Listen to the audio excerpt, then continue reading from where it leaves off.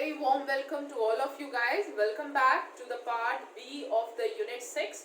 So in the part 1 we have discussed about the labor turnover cost and the other thing which is related to the labor turnover. In the next thing we are now going to discuss about the labor cost management. Sorry about it, I have a little sore throat, so you guys have to adjust a little bit with me. So now we are going to discuss about the labor cost management. The labor cost management is a complex process.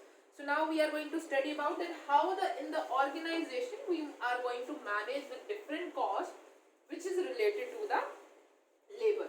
So why it is a little complex in nature? Because it is related to the human behavior. So obviously labor is our human, or they are the only human element in the organization. So whatever the cost that you are going there, that is to be incurred on them, is a little sensitive in nature. So when we decide about the wages and all the other things that is to be paid to them, so you have to be very particular about that cost, that what are the amount you are investing in them or you are paying in them. It's not about only the amount that you are paying to them, it's about all the things that is related to. If you are making the environment or the structure of the organization very good, or the working condition very excellent, why? Because you want to retain your labor and you are incurring this only because of labor. So this is also to be considered under the labor cost management. So there are different factors that we are going to study which affect the labor cost in the organization, and the first is recruitment.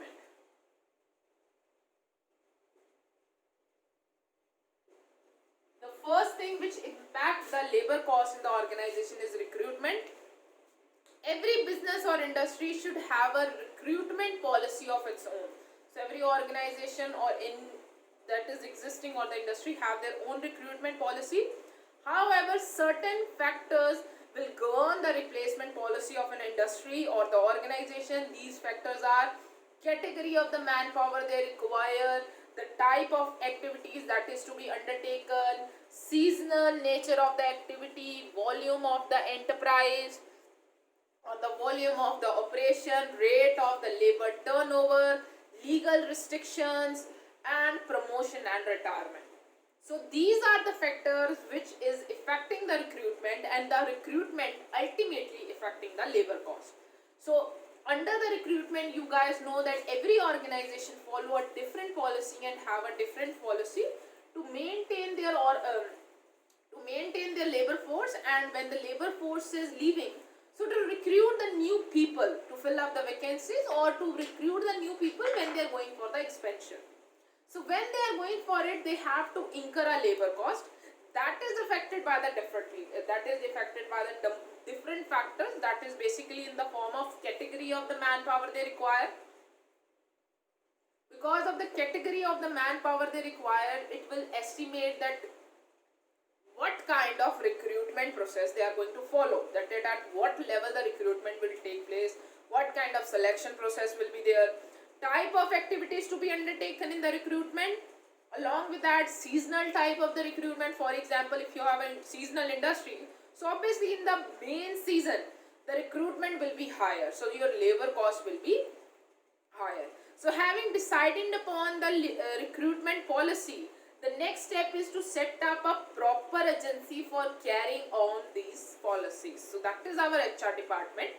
The function is usually assigned to establish or personnel department. Sometimes there is a separate recruitment committee which is composed for the several different departments.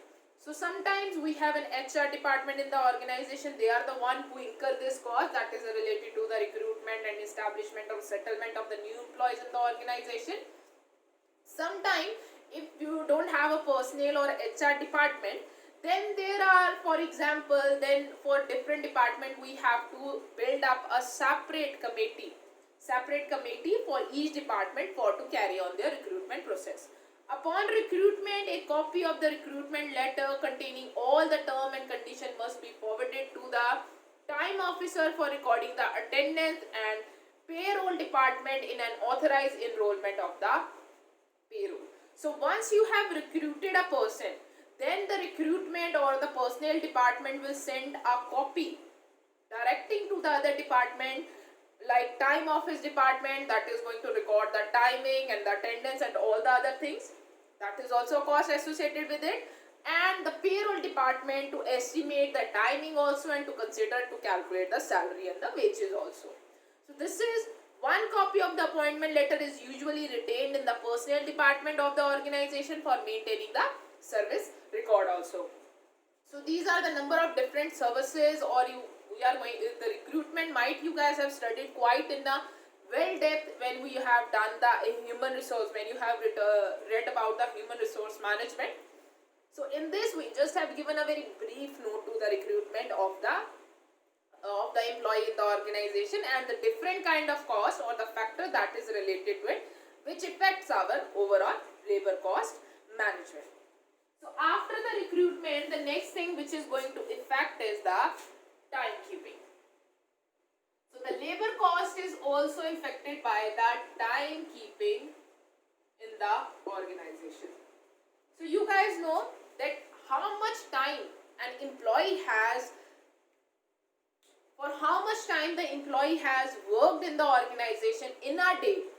What was his in time and outside time? This is needed to be recorded, and this is a very important aspect to be recorded in any of the organization. So that we are considered with the timekeeping. So timekeeping is concerned with recording the workers' time. Recording of the time put in by the workers is required not only for the attendance and wage calculation purpose, but also for the purpose of the cost calculation. So basically we don't only require the timekeeping because we want to consider that how much time the worker has worked in the organization, or we want to calculate their salaries or the wages, but we also want to consider it for the purpose of the cost calculation. That means that time, if it is an indirect worker or even it is a direct worker, then what the cost they are causing to us by the use of electricity or by the use of this different kind of, you guys can say, necessary that we are providing to them. So the main features of the timekeeping is the employee's attendance in and out of a particular department is to be maintained. Employee attendance of the in and out of the particular at the factory gate is to be maintained. Timekeeping serve the following objectives. So timekeeping serve the following objective, like it help us to ascertain the labor cost of the job, preparation of the payroll, so means how much salary is to be there, proper their salary list or the wages that is to pay, so the total calculation, determination of productivity and the control of the labor cost, so to determine that okay, if the labor is in and out for 8 hours, so how much actually they are working in the organization. So for that we require to ascertain that how many hours the worker is in the organization, so that we can ascertain the total cost that is associated with it. Meeting of statutory requirement, like our statutory requirement is at least 8 hours in the organization or 48 hours in the week. So this is a statutory requirement to make sure that no worker is working extra, and if they are extra working, then a proper note of overtime should be there so that they are paid for the overtime also, and apportionment of the overhead cost also. So means any kind of cost that is related to it, and this apportionment to the different heads or the different department, for that we also require the timekeeping. Usually recording of the time is a responsibility of a personnel department or security department in the organization. So the timekeeping is basically the headache of personnel department or the security department. So now after the timekeeping I hope you guys are clear with, is related to recording the in and out time of the employee in the organization. So the next thing that we have to discuss is the methods of timekeeping. So what are the methods through which the timekeeping can be done? That is manual, you guys can say traditional method, and mechanical method. So these are the methods that we will be considering the timekeeping using the machines and the other thing. So manual method, this method is very simple. In this method, we are just manually, whether by writing or whatever the thing is, there is a person who is recording the time. So the first one is under the manual, attendance register method. So the first one is attendance registered method. Under this method, an attendance registered is kept at the entrance of the factory or the organization, and whenever the employee is coming in, he is putting up the time in, and when he is going out, he is putting the time out. At the factory gate or the organization gate, it is generally happen. The noting down and of arrival and departure time of the worker may be done by the worker themselves also, or by an employee that is sitting over there to maintain the record. So the entries are made to the individual attendance of the record for the attendance register. So for the every employee, the name is there, so they have to put their in time also and the out time also. So this in time can be put it up by the employee itself also, and some other employee can also do that. The disadvantage of this method is that this is a highly, anyone can manipulate the record. So for example, if the worker is coming and he put it up, you guys can say he's coming late, but he has put it up the earlier time, so that to show that he has arrived on the work time. So it could be like that he's leaving earlier, but he has put it up the lateral time. So there will be hold ups of the worker at the time of arrival and departure, and one of the problem of it is, for example, if the workers are coming, so there could be a whole long line that could be there at the gate of the factory, because everyone is making the entries one by one. So the line can be there. Second, it cannot reasonably act as a check on the dishonest practices, so it lead to the dishonesty along, and it's involved extra clerical cost also. Means somebody has to sit over there, and they have to, if you want to be very certain about this process, so you have to see that everything is going okay. So you have appointed a clerk over there, sitting over there, seeing all the cost that is associated with it. So this is what the thing which is related to the manual method, that is the first one, is the attendance registered method. So the next method that we have under the manual method is the disk method. So we have second method, which is called a disk method. So disk method is, just we read now, this method is generally used in small organizations. So means this is not be used in a very complex and a very big organization or factory which has limited financial resources. Under this method, metal disc bearing the number of the worker are placed on hooks on a board provided at the entrance of the department or the organization. So in this, a disc is given to the employee on which his name is graved, or maybe the department or the working platform is also graved. So when they have come in the organization, they have to hang the disc in the office or that the factory gate or whatever the premises has been provided to them. So while entering into the department or the factory, or the case may be, the worker remove their respective disc and place them in the box or the empty tray provided nearby. So when they are leaving the organization, they have to remove the disc from that hook, and they have to place them in the empty boxes or the tray that has been provided nearby. After a short while of the scheduled time of the department or organization of the factory, the organizational box or trays are removed and a late box or tray is substituted. The late box or the tray is also taken at the end of the maximum late time allowed by the personnel department. So this is basically related to the you guys can say metal kind of strip is there on which the name of the worker is mentioned. So whenever they are entering the organization, they just have to put that disc on the hook. So this is so that the personnel department can calculate the time, that whether they are on time or not. So the hooks which are empty and those people whose strips are on the tray while the arrival time is over, so means that they are late for their work. So these are the things which is related to the manual method. So the next thing that we have to discuss is the mechanical method. So in the mechanical method, the in and out time is basically recorded using the machines.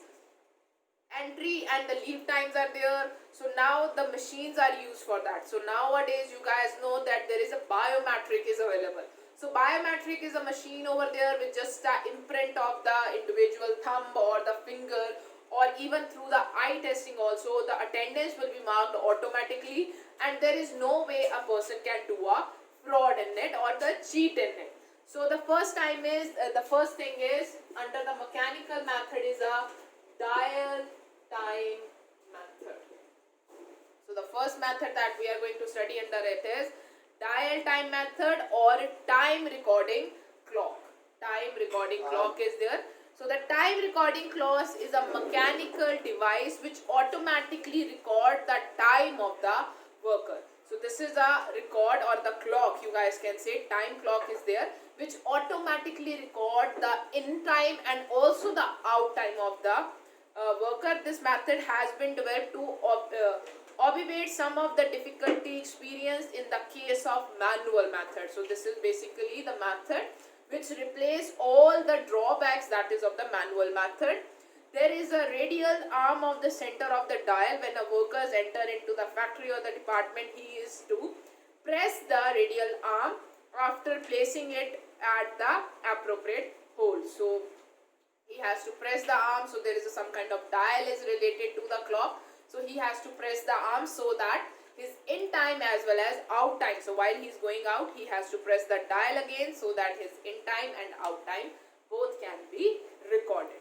So the advantage of this method is that avoid the unnecessary of recopying attendance at the time of the payroll, allow a greater efficiency and avoid loss of the time also. So it is a very quick method to record the in and out time, and manual, it is replacing the manual method biasness also.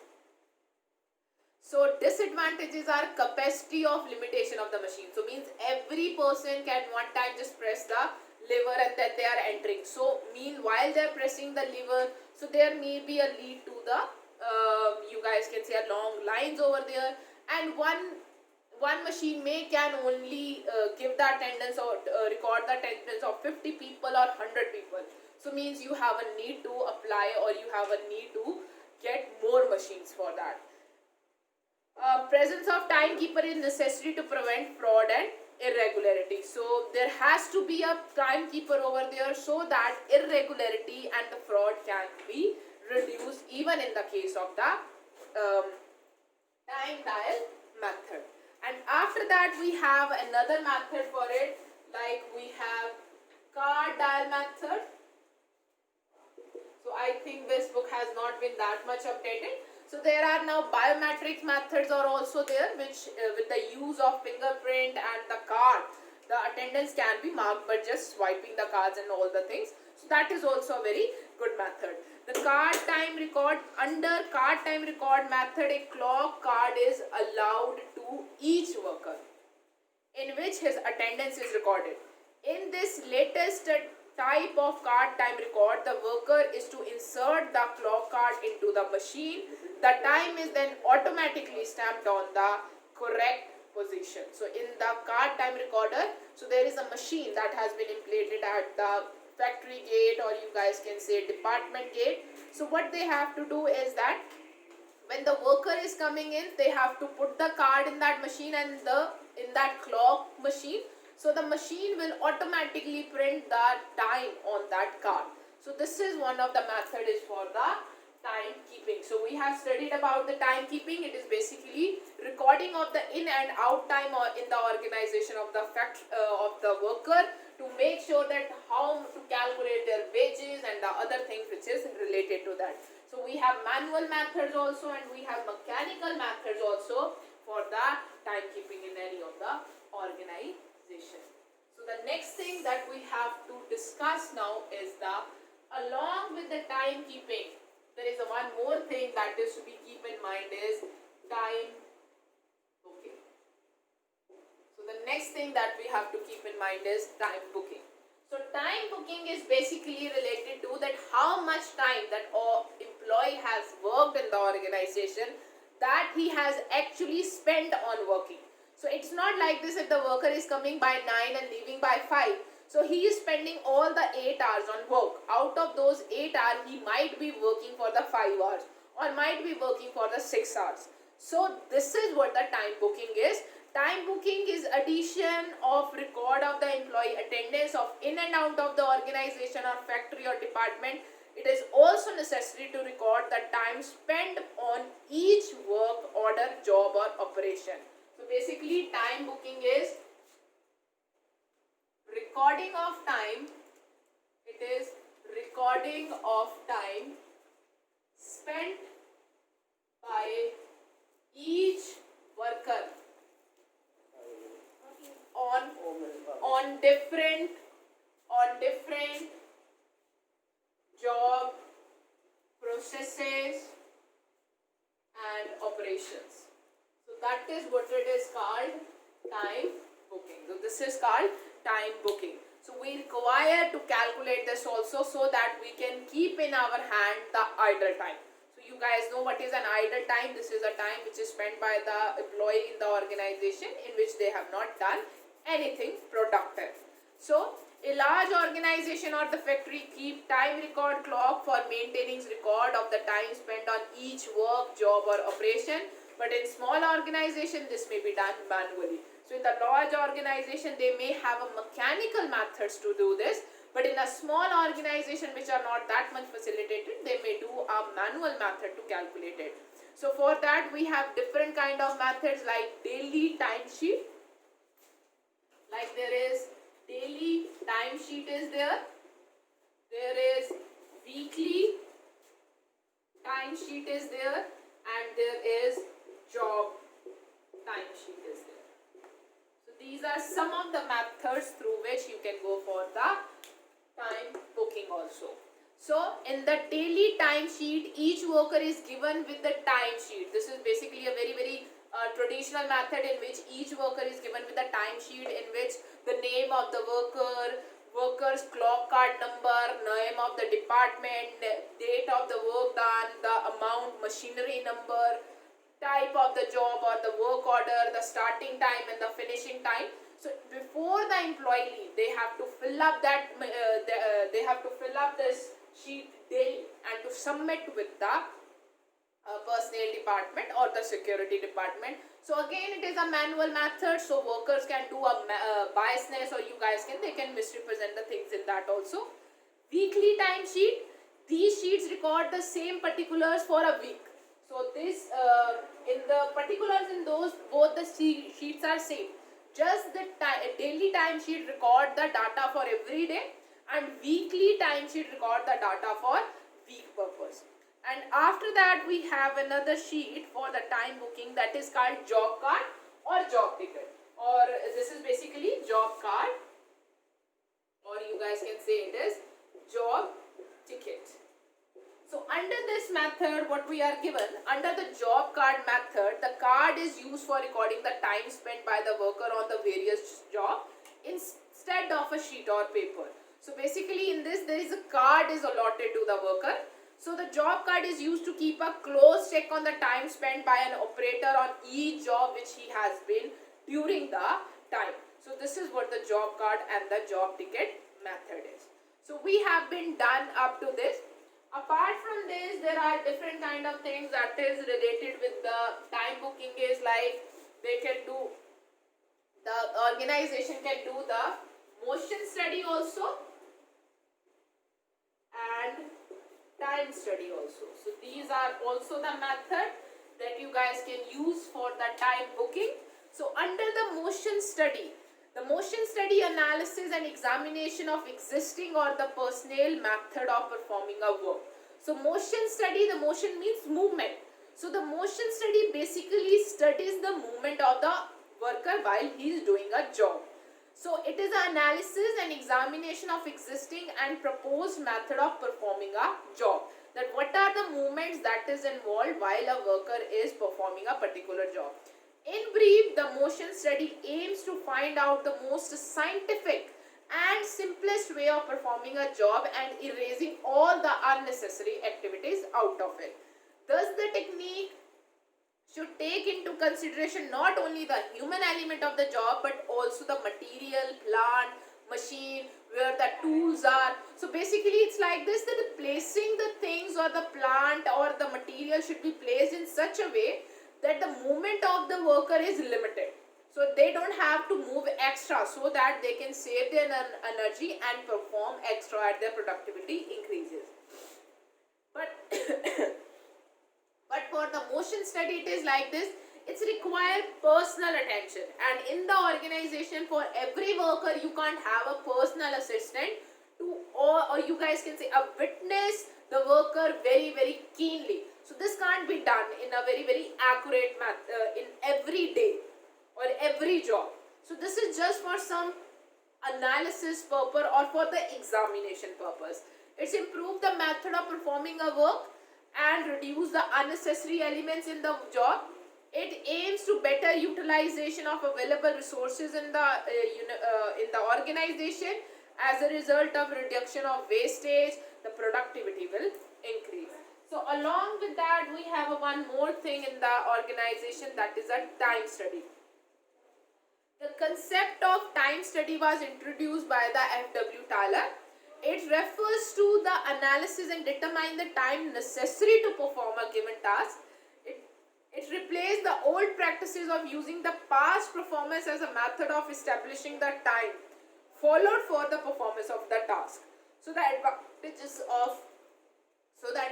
of time study is that it exercises cost control through the proper planning. So it's not like this on the basis of the past performance you just establish the standards. No, carry out a study yourself, analyze by seeing a worker to do the job, that how much time he is spending to perform a job.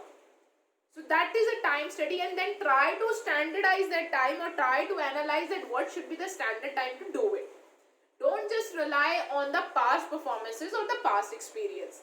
So it lead to, if you are carrying out the time study, so it will lead to the cost control, assessing the labor requirement correctly, fixation of wages rate, and introduction of incentive if the people are performing the job below the standard time, so means they are more efficient one.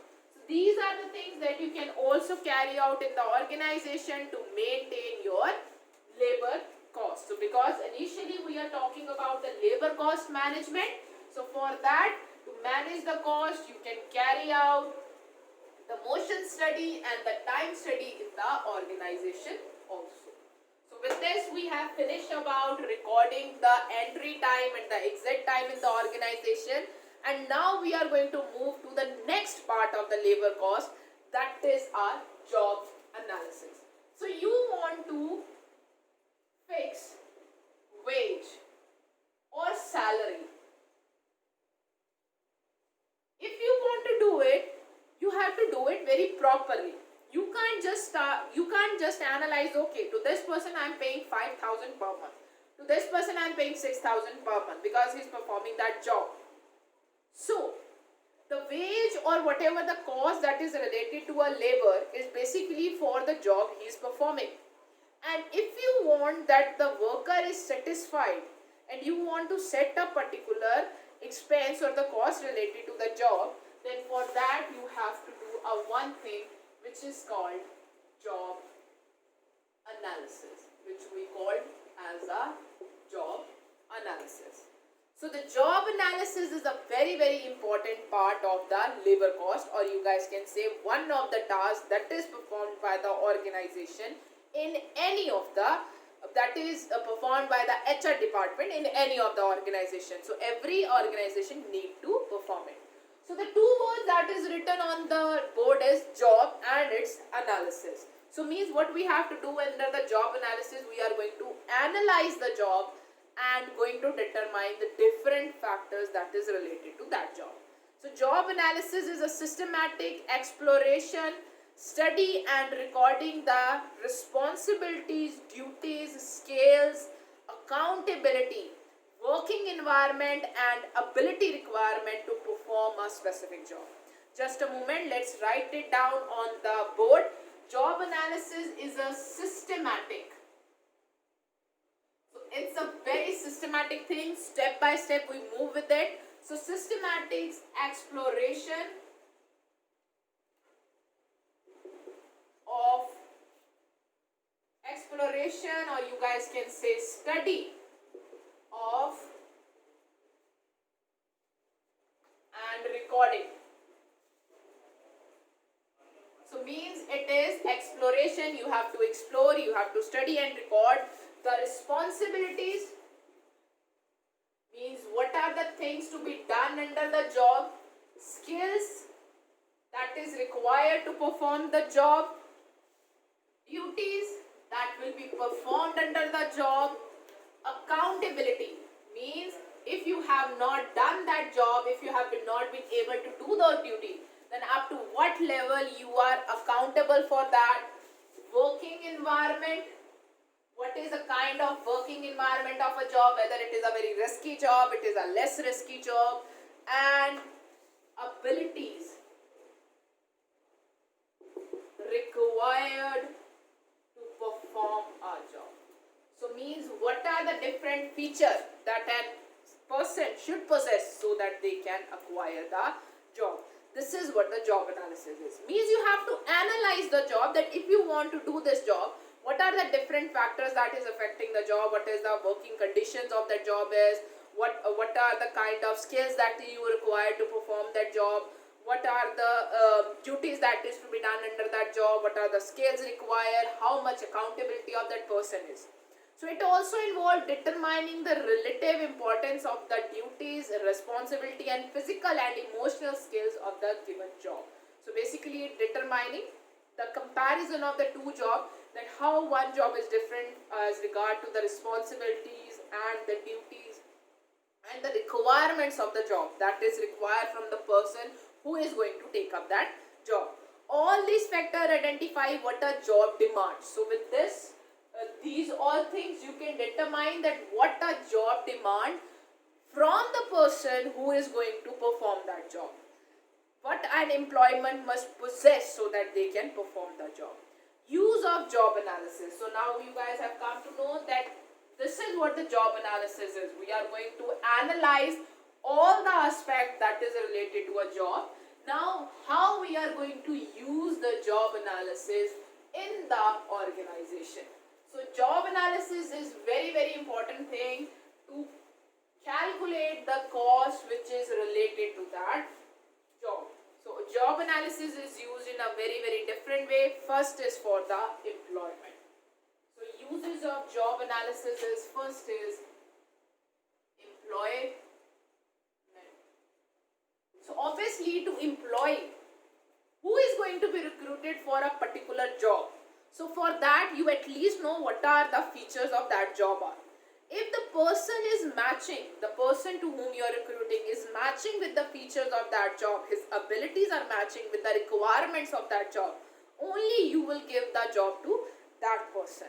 So for the employment, job analysis useful as a guide in every phase of employment process, like manpower planning, recruiting, selection, placement, orientation and its performance appraisal also. So at the last, if you want to judge that whether you have made a right decision by placing that person on that particular job, if you want to carry out this study, so for that first of all you have to carry out the job analysis, and then you have to match that whether that person possesses the skills to meet the requirements of the job. So it helps us or guide us for the employment policy also. Next thing is, it's also help us for the job grading. So we can, with the help of a job analysis, we can grade whether that job is a low level job or middle level job or top level job. So along with that, you can also, it help us to give the title to the job, that whether that job is going to be a skilled job, unskilled job, or it is going to be a semi-skilled job. Along with that, it also help us to determine the educational qualification. So it also help us to qualify, we discuss about the educational qualification that is required by the person to perform the job. So basically that is be done when we divide the job as a skilled one, unskilled one or semi-skilled one. So BE industrial engineer or BSc, you require a BTech person with a different kind of degree. Or for example, if you go for the accounting job. So obviously for the accounting job, you are going to recruit someone who has done BCom, who has done MCom or MBA, and is very much with the background of the commerce background, done BCom or BBA. So these kind of degrees. So for that, we also require the job analysis. Then for the training also. Then for the training planning also. Training planning and the development program planning.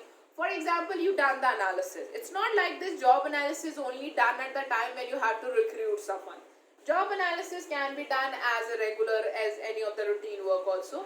So you have done a job analysis and you come to know the person who is acquiring the job. There is a somewhat mismatch between the skills of that person and the job requirement. So if there is a somewhat mismatch, so you can plan a training program for the same also. So this is how the job analysis, or you guys can say the job analysis help in the development of a training program to give the experience to the worker and the other thing which is related to it. Apart from this, this help us for the organizational audit also. So the job information obtained by the job analysis often reveals the instances of the poor organization in terms of the factor affecting the job design. The analysis process therefore continues a kind of organizational audit also. Training and development program that we have already done. Then is performance appraisal. So for the performance appraisal, which means appraising, which means judging, or you guys can say studying or evaluating the performance of the worker against the job. So instead of rating an employee on the characteristics such as dependability, there is now a tendency toward establishing a job goal and appraising them according to the work that they have done. So you know after the job analysis that what are the requirement of a job is. So what are the different kind of skills that is required, what are the different duties and the responsibility that is related to that job.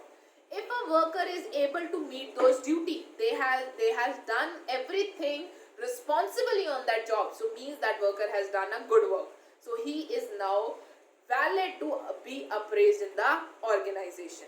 After that, after the performance appraisal, there could be, we can use the job analysis for the wage and salary determination. So job analysis tell us what is the responsibility of that job is. If the responsibility of a job is big, so means the salary that is going to be associated with that job is going to be big also. If the working condition of the job is a risky one, so means the salary is going to be higher then. So job analysis is a basic for job evaluation. So basically wage and the salary level fixed on the basis of the job analysis that we do, considering the different kind of skills that is required. If a job require highly educated person, highly experienced person, so obviously the person is going to charge for his experience. So the salary can be determined on the basis of that also. Apart from it, employee development that is related to its training and development. So this is how the job analysis help us in the organization. Apart from only these, there are so many other advantages that is related to the job analysis. Okay, so from the job analysis, now we are going to move toward one more thing that is called job evaluation. So the next thing that we have to study over here is job evaluation. So now we have just done job analysis, and now the next thing that I'm telling you is job analysis. Now the question can come to your mind that how the job analysis is different from the job evaluation. In the organization of the industry, there are different kind of jobs. Each jobs have its own features. As such, the various jobs in an organization, industry or organization are required to be viewed or analyzed. The job evaluation help in determination of the correct grade of the job. So it helps us to establish the correct grade of job. That is what the job evaluation is. So means you are going to evaluate evaluate the job in comparison to the other jobs that is being performed in the organization, and you are going to grade them or group them in the different groups. So job evaluation helps in determination of correct grade of the labor from each job or operation. It is the ranking and the grading of essential work characteristics of all the jobs or job classes in some systematic way to ascertain the labor worth of each job or job classes respective to all other. I repeat it again. Please listen it very carefully. Job evaluation in any organization or industry, there are different type of jobs and each job have its own features. As such, the various job in the industry or the organization are required to be reviewed and analyzed. The job evaluation help us to determine the grade of the job, or you guys can say class of the job. For each job or operation, it is the ranking and the grading of the essential working characteristic of the all job. So basically on the basis of the job characteristics that we find, the characteristics of job we find on the job analysis when we do the job analysis. So on the basis of the job characteristics, we are going to group them or we are going to grade them, all the jobs or the classes of the job. So the objective of the job evaluation is, the main objective of the job evaluation are to establish the sound wage structure, to provide a sound wage for incentive and bonus plan, to determine the wage inequalities, to eliminate the wage inequalities also, to facilitate the maintenance of a consistent wage policy also, and to establish a wage differential among the jobs also. So basically, job evaluation lead us to the grading of the job like this. Like, let's simply grade the job like skilled jobs, unskilled jobs, and semi-skilled jobs.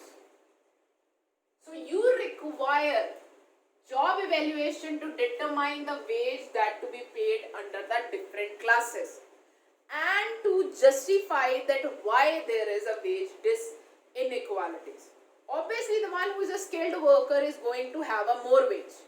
How you come to know about that it is a skilled worker job? From the job analysis. And how you are going to differentiate from a skilled job from an unskilled job? From the job evaluation.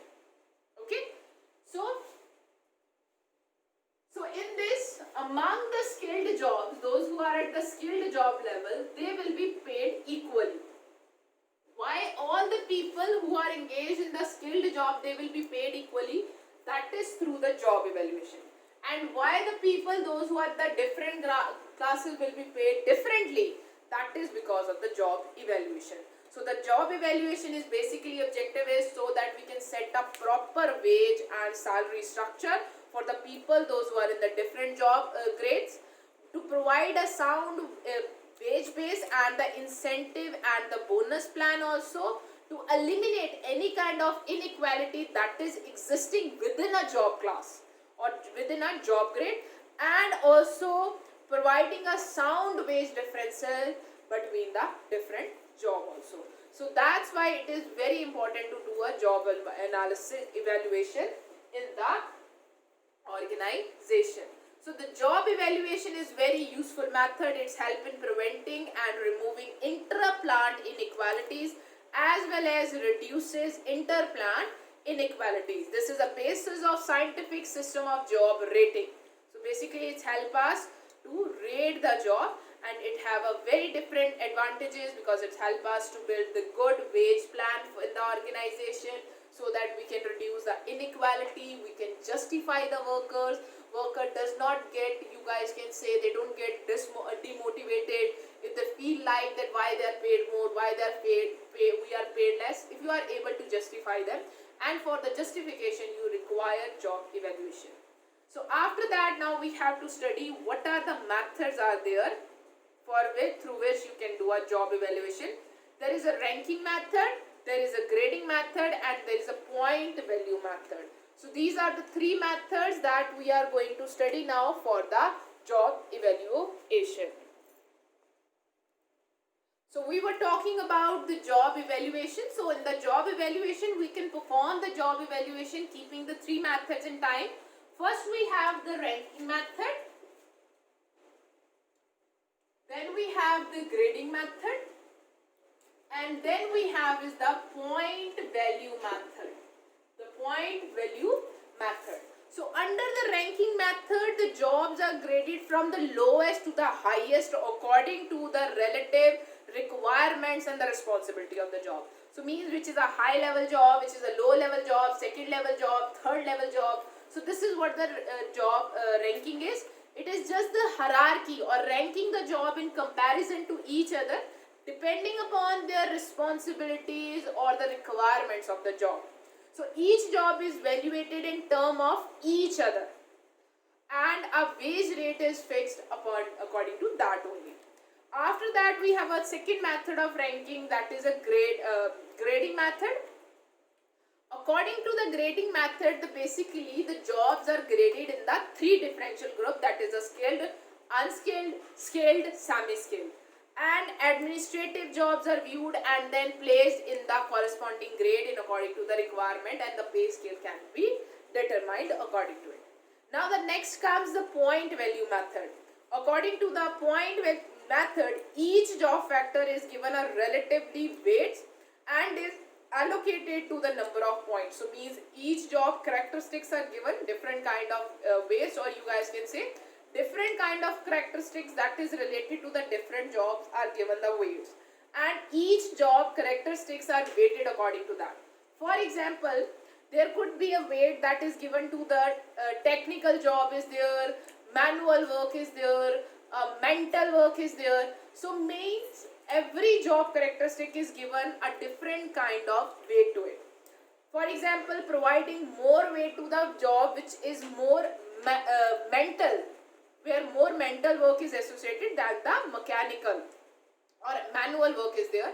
So means the jobs who has a characteristics of the mental work, so they will be given more points for that.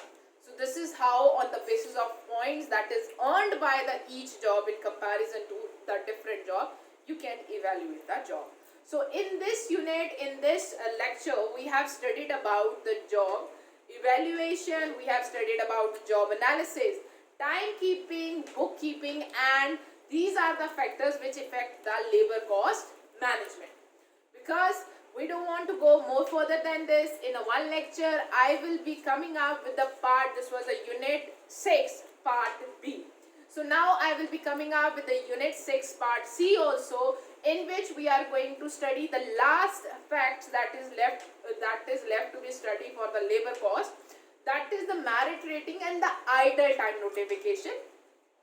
So that we are going to study in the next video. Thank you so much guys for your time. Have a nice day ahead.